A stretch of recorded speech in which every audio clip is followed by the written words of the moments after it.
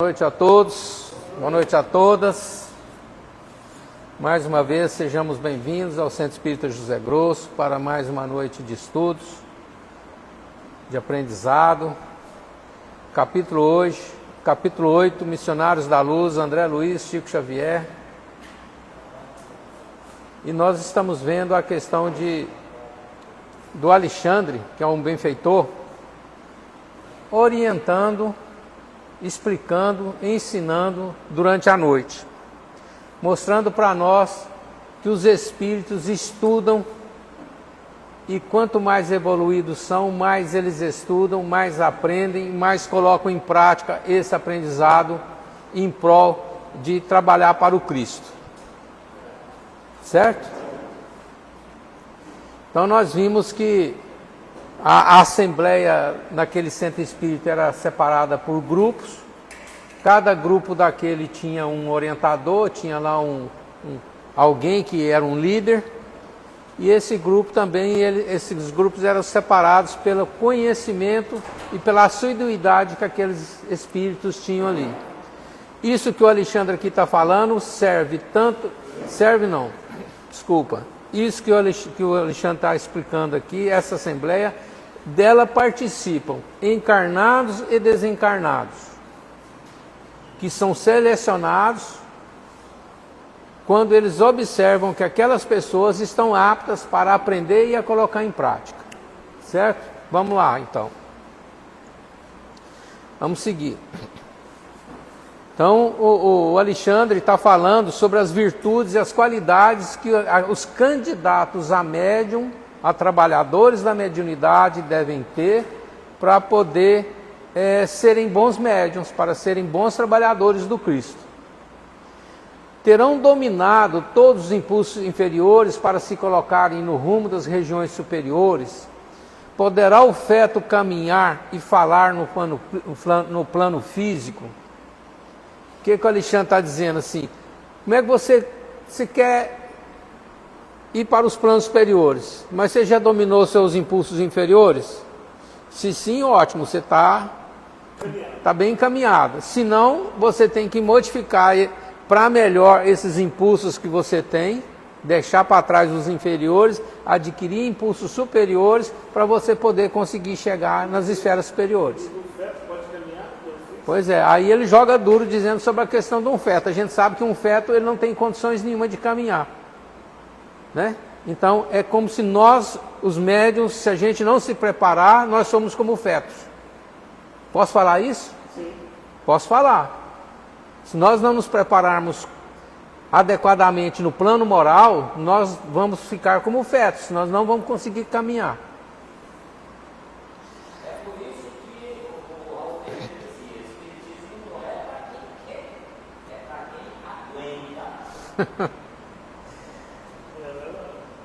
Agora, uma coisa que a gente não pode reclamar é que o Espiritismo não dá as ferramentas para a gente se melhorar, não é isso? Temos as ferramentas, não é assim? Temos a ferramenta, temos orientação, temos puxões de orelha, temos uma série de condições e direcionamentos para a gente aprender. A gente aprende muito com o problema dos outros, com a dificuldade dos outros, com os nossos problemas, com as nossas dificuldades, com o que a gente faz de errado e depois a gente parar para pensar, hoje eu me comportei igual uma criança. Isso é coisa, ou comportamento infantil, né? Assim, quando você às vezes se comporta como se fosse um menino, reclamando de besteira, sabe?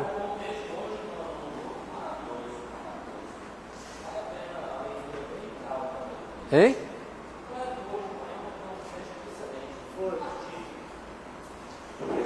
Deveríamos conferir à criança de 5 anos direitos cabíveis ao adulto de meio século, né? Ou seja, o que uma criança de 5 anos tem de conhecimento de comportamento comparando com uma pessoa de 50, né? Se as leis humanas, ainda transitórias e imperfeitas, traçam linhas de controle aos incapazes, estariam as leis divinas imutáveis e eternas à mercê dos desordenados desejos da criatura? Né? O que ele está dizendo para nós? Se nós vivemos debaixo das leis humanas, que são incompletas, são imperfeitas, muitas vezes são leis equivocadas, muitas vezes são leis que, depois que ela cai em desuso, o pessoal olha para trás e fala, como é que aquilo ali era uma lei? Não é? A questão... Hein? Pois é, você vê o caso das mulheres que até pouco tempo não votavam, né? Até pouco tempo tinha escravidão, por exemplo, no Brasil, né? Isso era lei. A lei permitia que você tivesse propriedade de um ser humano da cor negra. Hoje ainda tem, mas é isso. Hein? Hoje ainda tem escravidão, mas é isso. E naquela época era legal. É.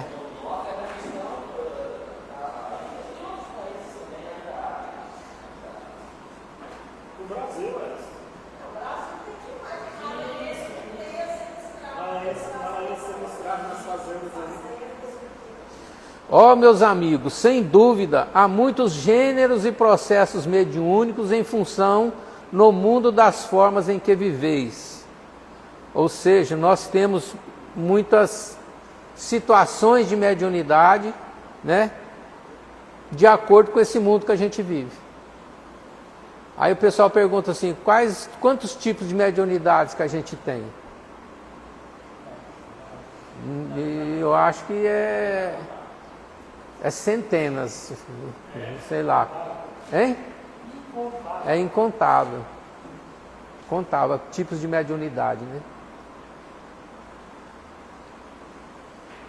Urge, porém, estimar o trabalho antes do repouso, aceitar o dever sem exigências, desenvolver as tarefas aparentemente pequeninas, antes de vos inquietardes pelas grandes obras e colocar os desígnios do Senhor acima de todas as preocupações individuais. Ele está dizendo que antes da gente descansar, a gente tem que pensar no trabalho. Geralmente a gente já pensa em descansar para depois pensar no trabalho. Vou dar uma descansada, depois vou trabalhar. Inclusive tem pessoas que criticam assim, não, no dia do trabalho tinha que trabalhar, né? E a pessoa falta do trabalho, não vai trabalhar porque é feriado, né? A gente quer descansar no trabalho. É.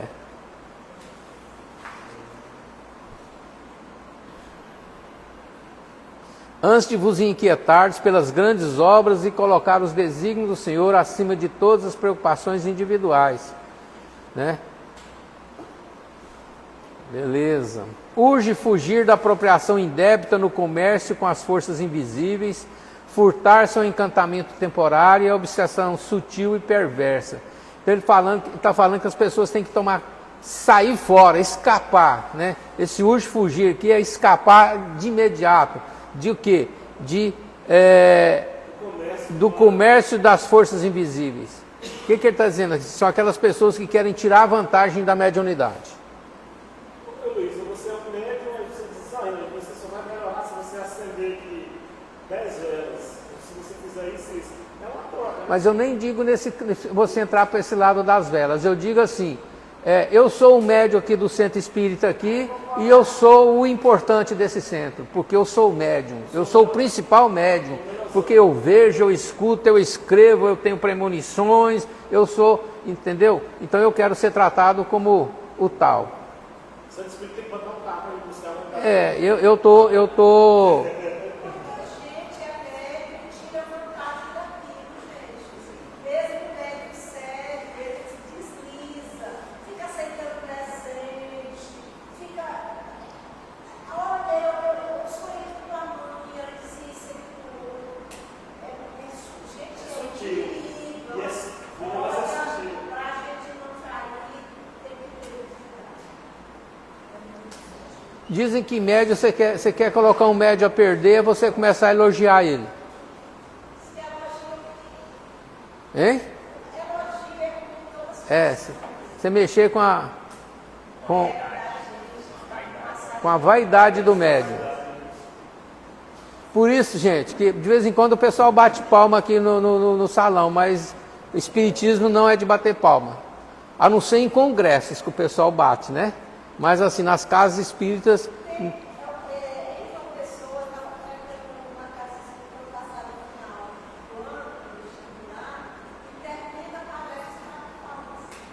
é normal para eles. Terminou a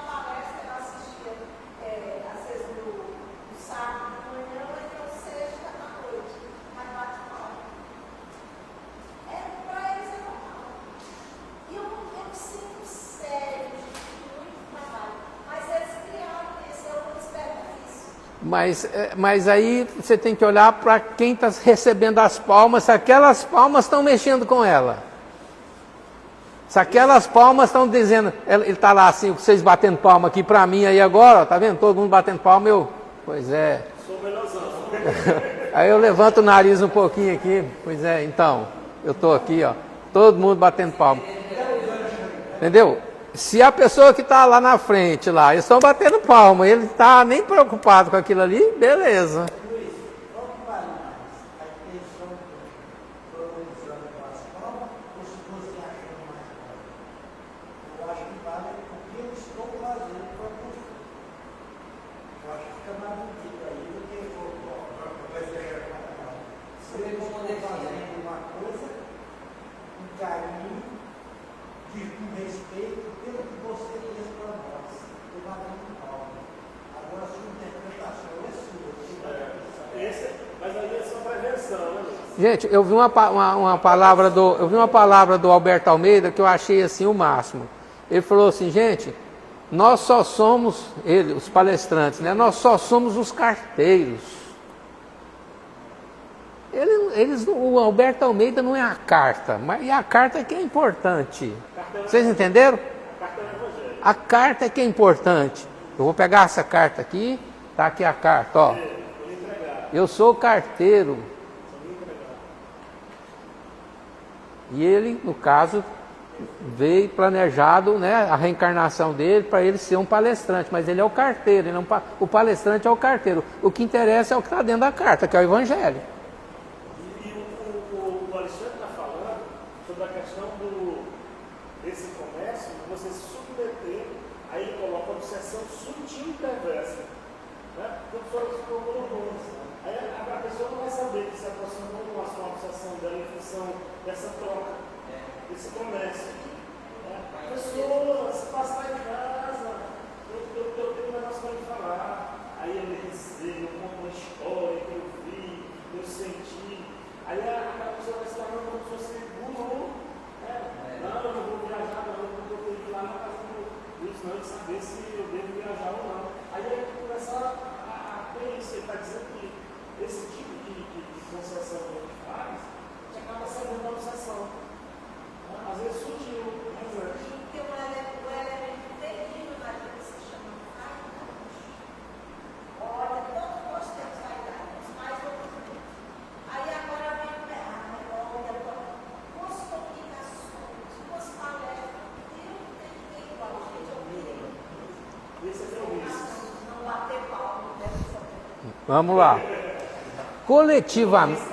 Coletivamente, não somos duas raças antagônicas ou dois grandes exércitos, rigorosamente separados através das linhas da vida e da morte, e sim a grande e infinita comunidade dos vivos, tão somente diferenciados uns dos outros pelos impositivos da vibração, quase sempre unidos para a mesma tarefa de redenção final.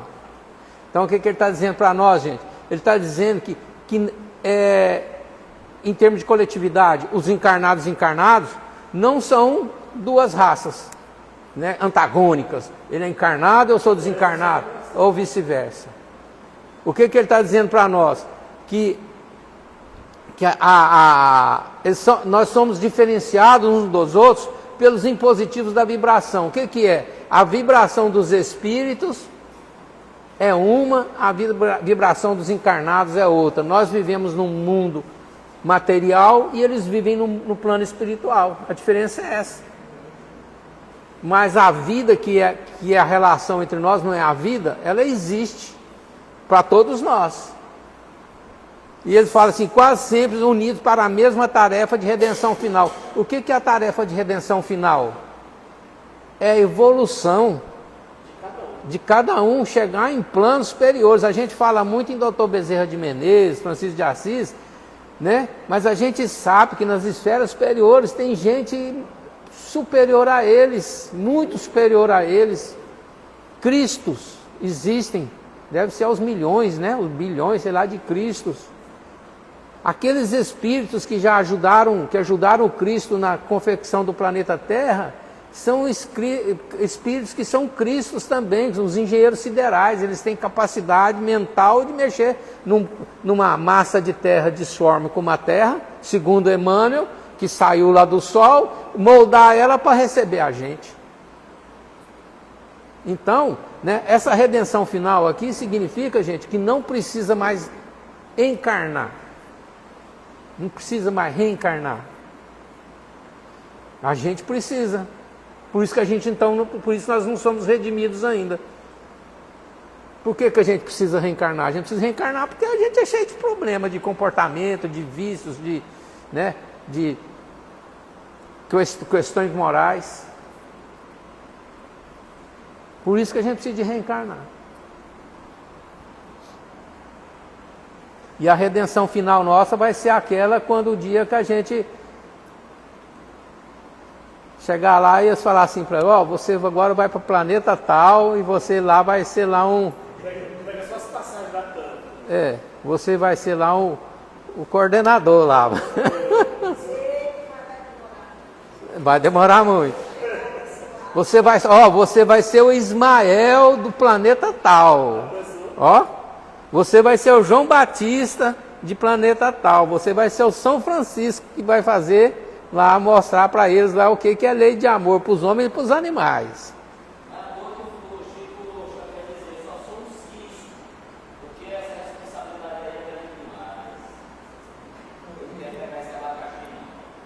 Da vida é a maravilha que a gente está dentro e podemos chegar. Hein? Então fica muito importante a maravilha que a gente está dentro, que é onde a gente pode chegar. Com certeza. Então isso é uma dose de energia muito grande. E eu tenho para comigo que quanto mais evoluído o espírito é, mais rápido ele vai. Porque ele compreende melhor o que é. Não tem mais não o que errar. Né? Porque a gente, é o que a gente gosta de brincar, né? Eu ainda estou na fase de tirar férias. O doutor Bezerra, se falar em férias com ele não vai tratar mal, né? Porque ele é um espírito benfeitor, mas ele vai falar assim, meu Deus. Esse povo só quer saber de praia, eu só estou querendo saber de curar aquelas tantas mil pessoas que estão doentes lá em tal lugar. Entendeu? Não julgueis que a morte da forma santifique o ser que a habitou. Ou seja, hein? A morte do corpo, a forma, né? Eu falei forma, mas é da forma, né? Não julgueis que a morte da forma santifique o ser que a habitou. Não é porque a gente morreu que a gente vai virar santo. E normalmente o pessoal lá na beira do túmulo, o pessoal gosta de elogiar assim, até para... gente boa e tal. Apesar que a doutrina ensina a gente, se você não pode falar bem, não fale mal, né? A doutrina ensina a gente que num velório a gente tem que tomar cuidado com o que a gente fala, com o que a gente pensa e com o que a gente faz lá. Se você não pode elogiar o morto, não diga nada. Fica quieto. Hein?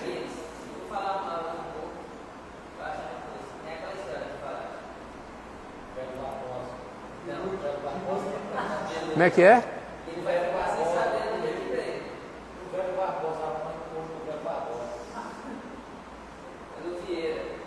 Ah, o Vieira. A gente, aquela aula anterior nossa é um ensinamento para a gente, aquilo ali, não é? Preparação para dormir e cuidado com o que fala e com o que pensa. Duas coisas. Hein? Você?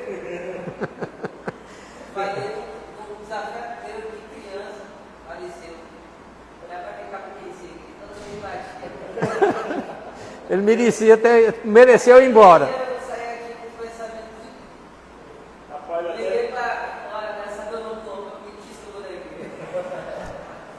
Mas tem. Mas até porque ele, vamos pensar assim, que ele já chegou num plano espiritual legal, que ele já está estudando, que ele já está trabalhando, né? E ele vai falar assim, pô, o Charlie lembrou de mim, que é coisa de menino, que passou já, nem ligo mais. O Mário deve ter pensado assim. Eu dei uma vista do outro lado. Hein? Não.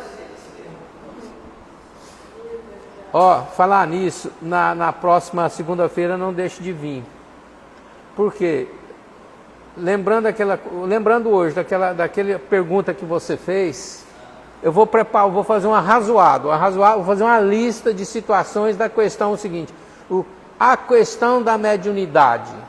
Quem não desenvolve, problemas, dificuldades, o que acontece? Eu vou fazer uma pesquisa, vou elencar, porque eu acho que ficou assim meio tumultuado a resposta. Porque um falou, outro falou, outro falou. Então eu vou fazer, eu me comprometo a fazer uma lista, porque eu acho que é muito importante. A pergunta do Charles foi o seguinte: o que acontece com as pessoas que não desenvolvem a mediunidade?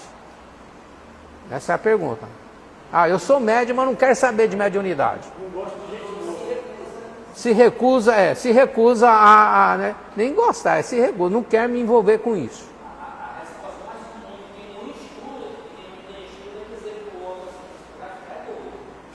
Pois é. Então eu vou fazer assim, viu, Isnande? Vai chegar uma hora que tiver bastante gente já na segunda, a gente talvez até é bom dar uma paradinha no que está fazendo, ou você lê os tópicos e pra gente assim, porque eu acho que é muito importante isso. Uma dúvida que todo mundo tem. Né? Tipo assim, eu sou...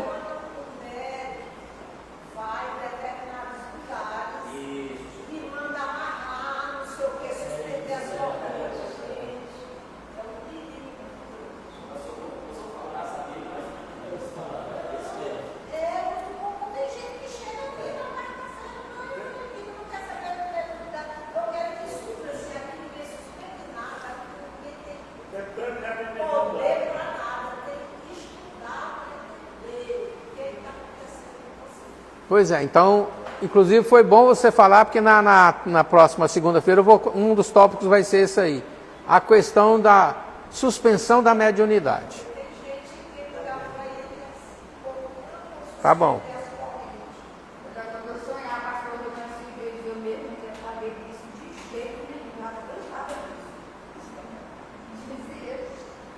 Se o raio de sol não se contamina ao contato do pântano, também o doente rebelde é o mesmo enfermo, se apenas troca de residência. O que ele está dizendo? Se você tem problemas de comportamento aqui, quando você vai para o lado de lá, você vai continuar com seus problemas de comportamento. Você vai continuar com seus vícios, com as suas vontades, com seus equívocos, com as suas maldades. A gente vai mesmo só larga a roupa... Só larga a roupa para trás.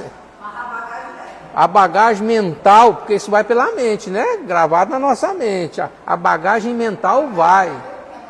Se você é um benfeitor encarnado aqui, desencarnado, você vai ser um benfeitor também. E vice-versa também. Vice-versa não. E por tabela, se você que anda fazendo muita besteira, do lado de lá você vai querer continuar fazendo besteira também, até os vícios, gente. Ah, eu gosto de usar aí uma droga ilícita. Eu chego lá, eu quero usar a droga ilícita. É simples assim. É escravidão. Vamos lá. Então, se o raio de sol não se contamina ao contato do pano, também o doente rebelde é o mesmo enfermo, se apenas troca de residência. Ou seja, se ele sai daqui do planeta Terra encarnado, da matéria, e vai para o planeta Terra espiritual.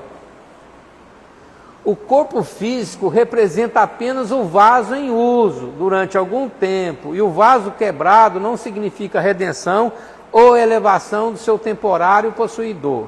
É a mesma coisa que ele está falando, né? Então, o corpo físico é apenas um vaso.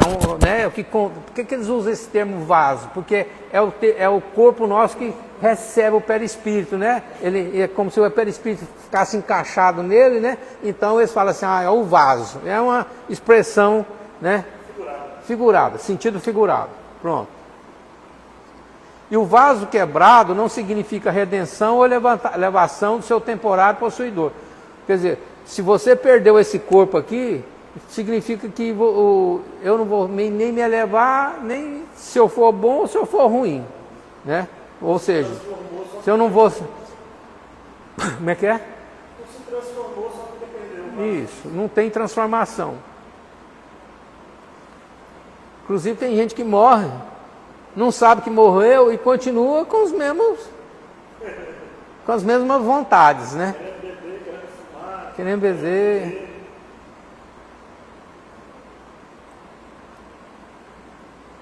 Um dia eu conversei com um espírito, você vê, até o ciúme, né? Eu conversei com um espírito que estava enciumado da mulher dele. Já tinha casado com outro. E ele brabo lá, e eu conversando com ele, ele falou assim, você não há de ver que a fulana agora tá com esse negócio de arrumar namorado e o respeito a mim. Tipo assim, me pôr no chifre. Hein? Não, e ele, tipo assim, me pôr no chifre. Em outras palavras, ele não usou esse termo, né? Me traindo, não, mas como é que... Aí você fala, aí você vai, né? Com muito jeito falar que quem sabe não seria bom para ela, ia cuidar dela, né? Ia ser uma pessoa boa para ela, ajudar ela nas horas de solidão, né? Aí você vai dizer, a gente é intuído nessas horas, né? Se deixar pela cabeça da gente não sai nada, a gente é intuído nessas horas, aí com muito jeito, com muito tato, orientando ele para ele aceitar aquilo e achar até que aquilo seria bom para ela, né? A primeira vez que eu vi alguma coisa sobre isso lá no Ivone Pereira não, no Paulo Ortiz, tinha um senhor lá, ele fazendo a palestra lá, ele fala que um dia surgiu lá no centro um obsessor, dele e da esposa dele. E o cara brabo, aquela história, né, de obsessão, de vingança e tudo, e depois, ele falou assim, depois que ele foi esclarecido, ele falou assim, agora virou meu benfeitor. Eu falei, mas pode, isso tem jeito, eu todo inocente, né? E tem jeito, isso tem, o cara agora ele é meu parceiro, dele e da mulher. Ele acabou aquela questão, eu já sabia que ele estava lá, que aquele ali era um casal que estava ali, o ciúme doentio dele tinha acabado e ele virou amigo deles lá. Inclusive o André Luiz, né, quando ele tem aquela questão dos ciúmes, ele aparece com nada em grau, né, uma questão de intensidade bem baixa mesmo. Ele vibrou aquela questão do ciúme com rancor, vamos dizer assim. A nossa vibração mental é que manda a gente para os lugares. Ou seja, na hora que ele ficou com ciúme do argentino, na cama dele, E aí ainda botaram escuridão, não foi? hein? Podia ter botado também naquele cara. Como é que é?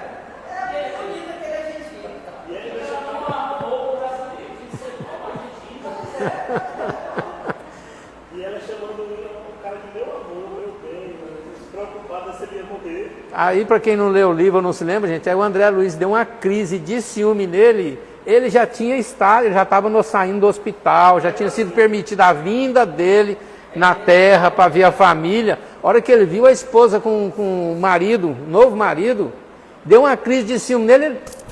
O umbral, quando ele viu, ele estava lá todo desarrumado no umbral.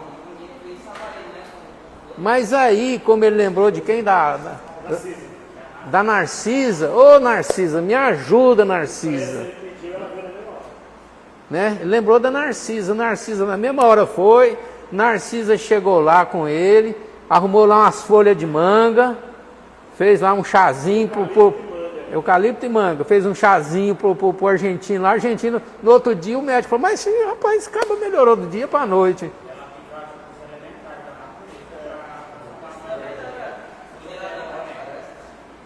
Recorreu à natureza. A natureza. Vamos lá. Recorremos a semelhante imagem para dizer-vos que o habitante da esfera atualmente invisível aos vossos olhos, os desencarnados, é irmão nem sempre superior a vós outros nos círculos evolutivos. Nem sempre quem está no plano espiritual é mais evoluído que a gente. Muitos são menos evoluídos. Depende do conhecimento que eles têm da moralidade. Essa evolução que ele está falando aqui não é nem evolução intelectual, é evolução de moral isso aqui. Nem sempre superior a vós outros nos círculos evolutivos. Eu estava falando agora no livro dos Espíritos, Luiz, que às vezes a gente tem uma comunicação comunicação é uma coisa superior e às vezes um espírito enganador que está dando a comunicação. Está ali se disfarçando, né? Pode ser. É? Por isso que tem o tal do orar e do vigiar e tem que ter o crivo, né? Crivo da razão. Crivo da razão. É que a gente brinca, né, gente? Espírito não tem CPF, não tem teste de DNA, não tem QR Code, não tem... Como é que chama lá o... Hein? Não tem código de barra, não tem nada. Como é que você vai saber se aquele espírito é ele, quem ele está dizendo que é?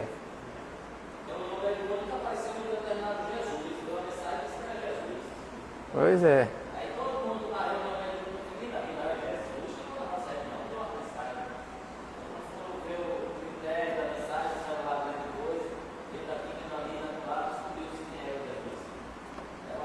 É o açougueiro, né? Desencarnação não expressa santificação. Ou seja, não é porque morreu que virou santo, né?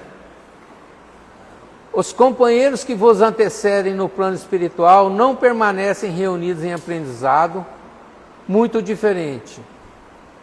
Os companheiros que vos antecedem no plano espiritual, ou seja, que já desencarnaram antes da gente, né?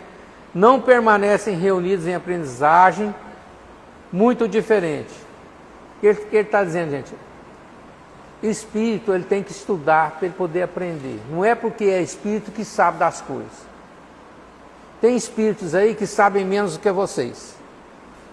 Por quê? Porque ele quando encarnado, ele era evangélico, ou católico, ou muçulmano, ou ele era ateu, ou ele não ligava para nada, ou era materialista, e nada. Então ele chega lá e não sabe nada. Nós aqui já temos um conhecimento. Sabemos que existe um plano espiritual, sabemos que os espíritos se reúnem de acordo com as suas afinidades, sabemos que existem cidades, colônias, né? Então assim, já tem um conhecimento que muitos deles, para eles, é uma novidade muito grande. A gente já sabe alguma coisa sobre isso. Não significa que a gente sabe tudo, que a gente acha que não sabe é nada também, né? Mas... Os elétrons e fótons que vos constituem a vestimenta física integram igualmente os nossos veículos de manifestação em outras características vibratórias.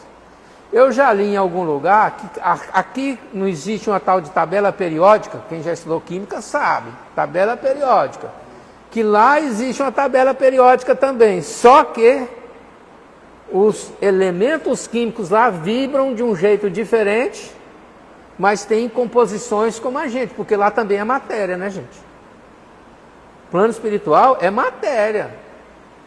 Eles não dormem, eles não têm cama, eles não têm praça, eles não têm jardim, não tem o rio lá em nosso lar, não tem um umbral, tudo isso aí é matéria.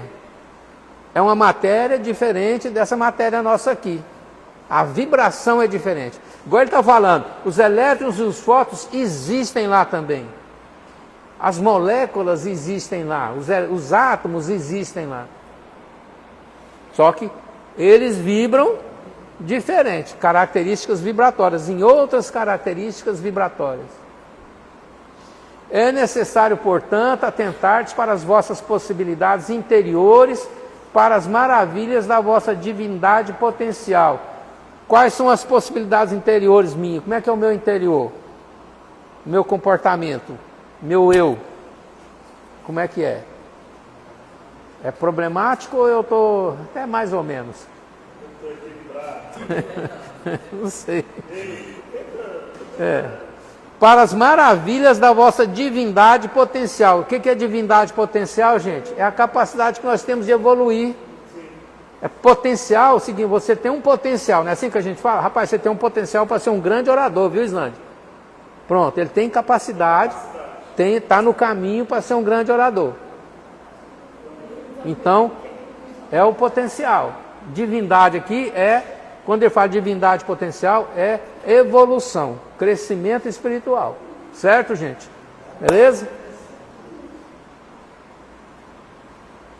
Gente, tiver dúvida aí, aqui é estudo. E se não concordar também com o que eu falo, pode falar aí.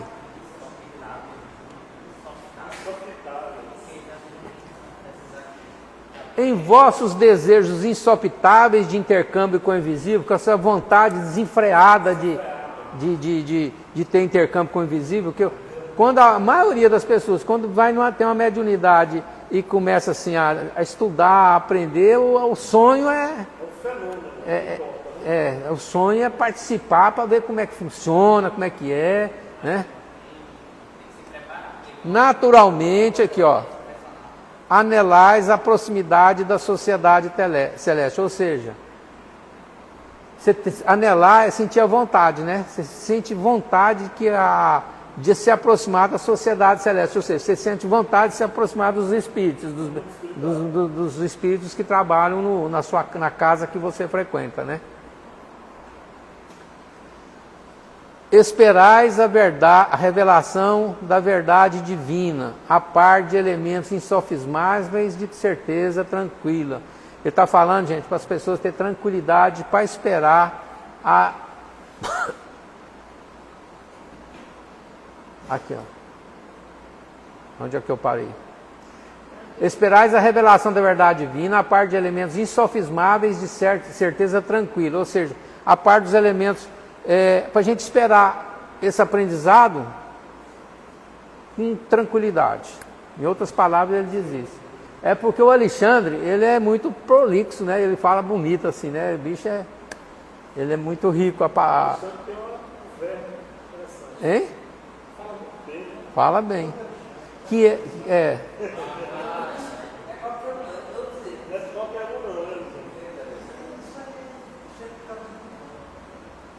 Entretanto, para isso é indispensável organizar e desenvolver vossos valores celestes. Quais são os valores celestes nossos? Bondade, caridade, ser pacífico, ser indulgente, tudo que está lá no Sermão da Montanha, lá, né, as virtudes, está lá no livro, naquela questão do homem de bem, não tem lá o homem de bem? Sede perfeitos. Desse tamanho.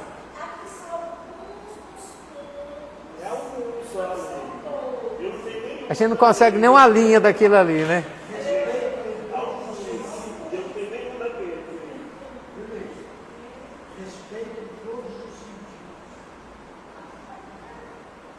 Mas só isso aí não serve para não. Tem que ler lá o Sede Perfeitos para ver que tanto que a gente está longe.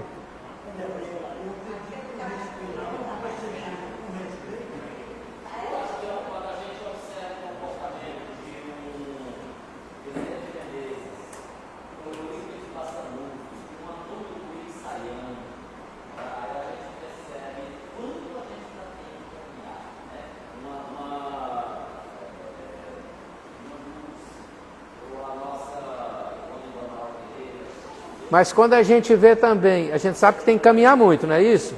Mas quando a gente vê exemplos de espíritos que há um tempo atrás aprontaram, a gente sabe, pô, se ele aprontou daquele jeito, eu acho que um dia eu vou chegar lá onde ele já está, né? A gente vê lá o Jerônimo, né, o Jesus, pessoal, você fala, rapaz...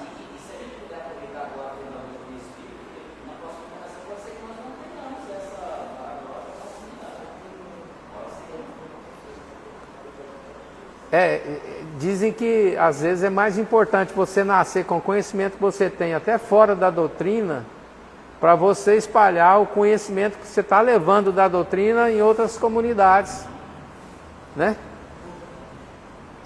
Vamos lá. É indispensável, entretanto, para isso, é indispensável organizar e desenvolver vossos valores celestes, como criaturas celestiais que verdadeiramente sois. Gente, porque nossa pátria é lá no plano espiritual, não é aqui, né, gente? Aqui a gente só está passando uma chuva, não é isso? Estamos só fazendo prova. Só estamos fazendo prova para ver se a gente aprendeu o que a gente realmente aprendeu o que a gente viu lá.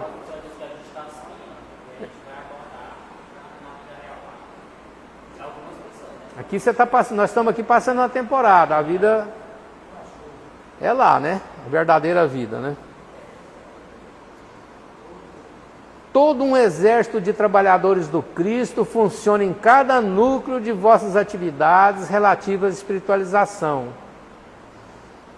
O que ele está dizendo para nós?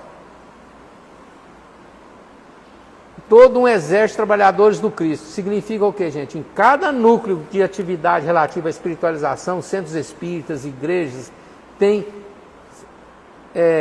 trabalhadores do Cristo que trabalham ali naquele local. Para quê?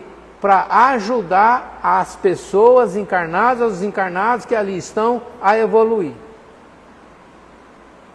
A gente pensa assim, o Centro Espírita José Grosso, é só o professor Joca, é só o Zé Grosso, é só a Isaura. Não, gente, tem uma turma grande aí que a gente não sabe. Tem muitos anônimos aí que a gente não sabe. É gente demais que tem trabalhando, porque o movimento lá de lá é muito grande. O movimento nosso aqui perto deles não é nada, é muito pequeno. Então, numa casa espírita, o núcleo de trabalhadores do Cristo aqui, esse pessoal que ele está falando aqui, e eles têm intercâmbio entre elas também, né? Então, tem espíritos que não trabalham só numa casa. O José Grosso não trabalha só aqui. A gente tem notícia dele em Gurupi, tem notícia dele lá em Belo Horizonte, na Federação Espírita Mineira, lá, não é isso? União Espírita, lá não é Federação, lá é União Espírita Mineira. Ele tem um centro dele lá em Barcelona, com o nome dele. E a gente sabe que ele... Comunhão Espírita, a Maíse, a Maíse fala no Zé Grosso toda hora nas palestras dela. Toda hora ela fala, ele trabalha lá também. Então, não é só ele, todo mundo trabalha o tempo dele onde precisa.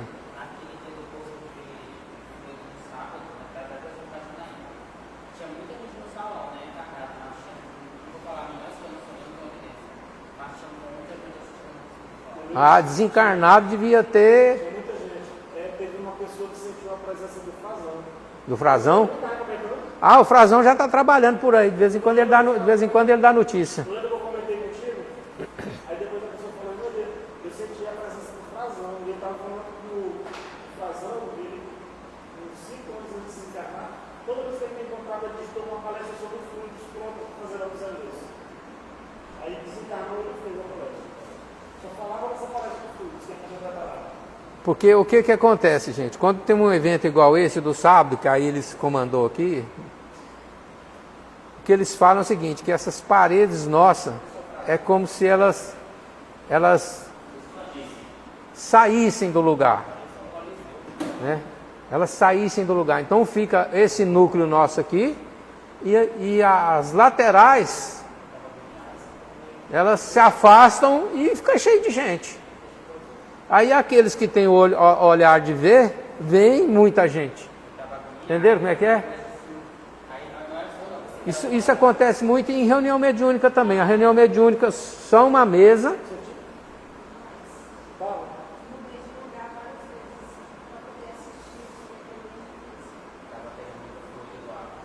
Então, a reunião mediúnica, ela é uma mesa com 6, 7, 8 pessoas sentadas ali em volta. E quando acontece a reunião, as paredes se afastam e tem gente que já deu notícia, né, Laércio, que fica como se fosse um estádio, não é isso? Um ginásio, né? Ali o...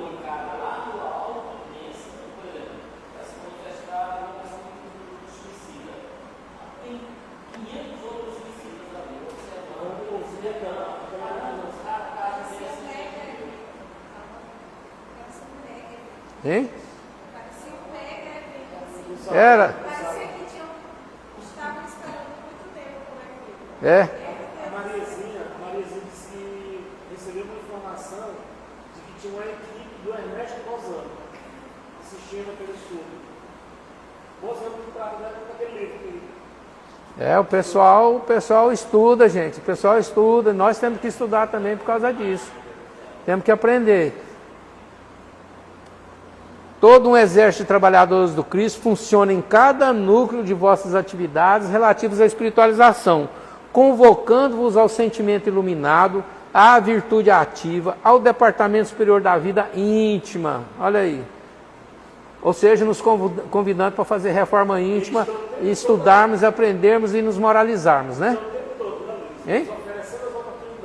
Com certeza. chamando, puxando pela orelha, E a gente acha que o tempo todo dando uma escapadinha, né? querendo férias. Querendo tirar férias, né? Eu quero é férias. Eu quero é férias. Todavia, é ainda muito forte a vossa tendência de materializar todas as expressões do Espírito, esquecido de espiritualizar a matéria. Vamos entender isso aqui? Todavia, é ainda muito forte a vossa tendência, ou seja, nós temos tendência de materializar todas as expressões do Espírito. A gente relaciona o Espírito com a nossa matéria, né? A gente pensa muito na questão do Espírito como se fosse matéria, assim, essa matéria nossa. É isso que ele está querendo dizer. Se eu falar bobagem, me corrijam. Luiz, é porque a gente entende que o Espírito está na condição nossa material e ele está dizendo que a gente poderia inverter e nos colocar na condição espiritual, da visão espiritual das coisas. Né? Mas a nossa visão é sempre material. É material, só que a gente no contato com os Espíritos, a gente está sempre. Ei, qual é seu nome? Porque a gente não lembra como é o plano espiritual, não cai no esquecimento. Se a gente se lembrasse, a gente talvez se comportasse diferente. De vez em quando está corrigindo a gente, né? Isso aí não importa. A gente quer saber coisa que não, isso aí não importa. Isso não é importante. É tipo assim, igual um dia numa conversa de reunião mediúnica lá, que um espírito de um evangélico chegou lá e tudo, e aí chamamos lá pensamos, né, podia chegar um evangélico aqui para conversar com ele, porque ele não aceitava nada do espiritismo, né, ele foi educado para não aceitar. Aí um benfeitor disse o quê? Que lá não existe essa diferença de religião igual a gente tem aqui. Porque a gente materializa o sentimento religioso, a religiosidade a gente materializa lá a divisão que a gente tem aqui. Né? Então, um espírito lá, ele pode continuar tendo as suas necessidades de religião, mas não igual aqui. Igual, por exemplo, o livro do Dom Helder Câmara. É um livro psicografado por Dom Helder Câmara, que foi um arcebispo de Olinda e Recife. Tá.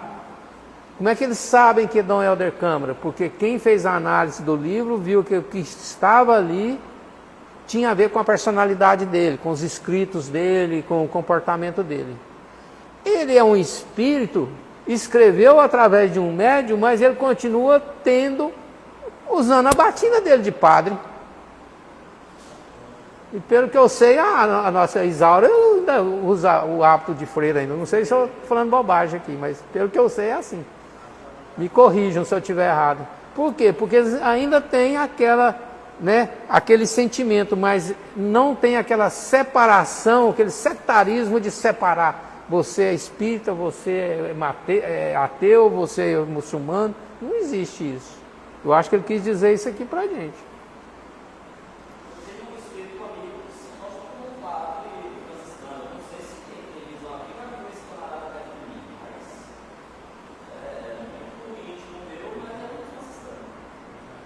Pois é.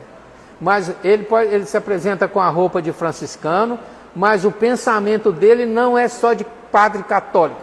É isso que eu estou querendo dizer para vocês. O pensamento dele é o quê? Do Cristo, dos ensinos do Cristo. O que o Cristo ensinou? O que é evangelho? O evangelho não tem separação. Pois é. Joana de Anjos. Vamos lá.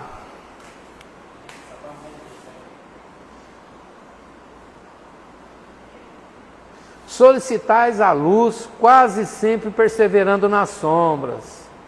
Reclamais felicidade, semeando sofrimento. Pedi amor, incentivando a separação. Buscai a fé, duvidando até de vós mesmos. Isso aqui é um retrato nosso, não ou não? Da maioria de nós? Eu solicito a luz, mas eu estou quase sempre fazendo coisas erradas, coisas das sombras. Certo? Né? Eu reclamo felicidade, eu quero ser feliz, mas eu semeio o sofrimento. Deu chance, eu puxo a sardinha para minha brasa e causo sofrimento no outro, sem me importar se eu estou causando ou não o sofrimento. Eu peço amor, mas eu incentivo a separação, ou seja, o ódio, né?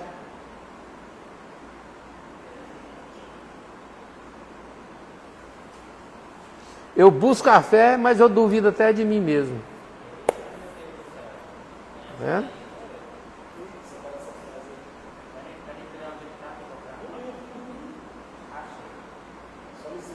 Está na hora de eu terminar? Vamos ver mais esse parágrafo então. Elisa, essa frase é interessante. Qual? Solicitais a luz, quase sempre da esperança na sombra, reclamais felicidade semeando o sofrimento, e diz amor incentivando a separação, e buscais a fé duvidando até que não muda. É o nosso comportamento. É. O tempo todo assim. Esse tempo eu estava assistindo um filme. Duvidando o tempo todo. Eu estava assistindo um filme e é sobre máfia e sobre tráfico de drogas. O mafioso lá na Itália, eu observei ele, correntinha, cruz do Cristo no coração, vendendo cocaína. É isso aqui, ó. Vai para a igreja por quê? E vai na igreja e ajuda a igreja, igual você fazia, você falou que fazia. Pois é. Ele ajudava a igreja, né? Então, domingo lá, o povo ia lá todo paramentado e tal. É isso que ele está falando. Nós temos comportamentos assim que...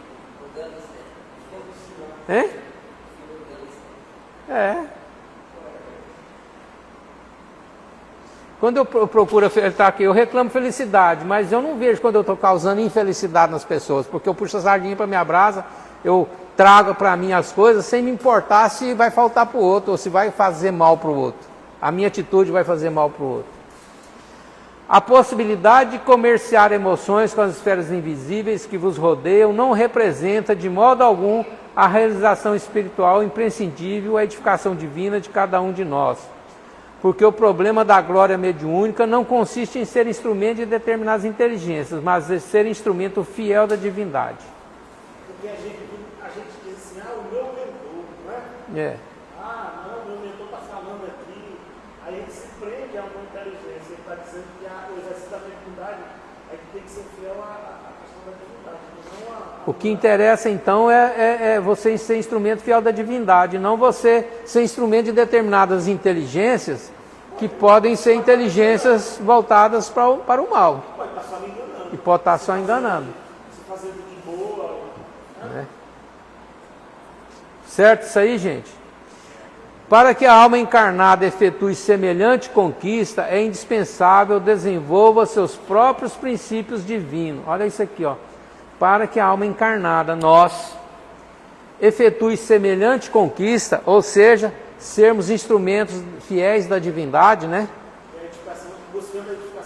É indispensável desenvolva os seus próprios princípios divinos, ou seja, eu tenho que me reformar, eu tenho que me educar, eu tenho que me evangelizar para me poder ser instrumento da divindade. Gente, o Alexandre nesse texto, que é um textão longo, ele vem falando o que, gente? A história todinha. Vocês precisam, vocês médiuns, candidatos a médiuns, vocês têm que se evangelizar. Tem que se melhorar. Vocês têm que fazer uma análise de como vocês são, largar para trás os erros, os equívocos, se evangelizar. Quando vocês se melhorarem, vocês vão ser excelentes médiuns.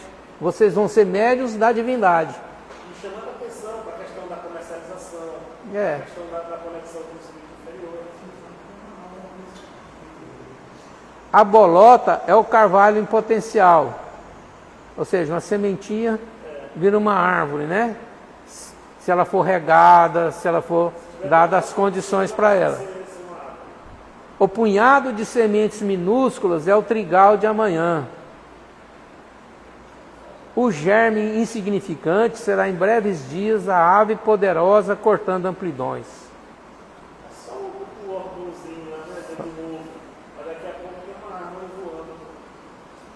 O germe aqui dá o sentido do que está no ovo, né? Um animal, uma ave que está dentro do ovo, é um germe, né? Que vai Vai crescer. que vai crescer. Então Alexandre está dizendo para os médiuns, se evangelizem, estudem, aprendam, coloquem em prática. Termina a aula de Alexandre. Hein? Na verdade é uma aula, né? Não, ainda tem muita coisa ainda pela frente ainda. Olha o tanto de coisa que tem aí, ó. Termina aí não. Mas ele vai ter diálogo agora, né? Vai, mas é... Agora aqui a palavra dele terminou aqui, ó. O aspa dele fechando aqui, ó. Marca aí, Boa noite, obrigado pela atenção. Terça-feira que vem tem mais.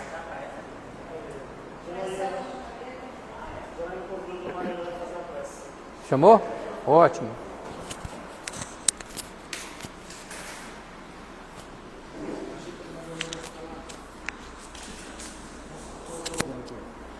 a posição da câmera.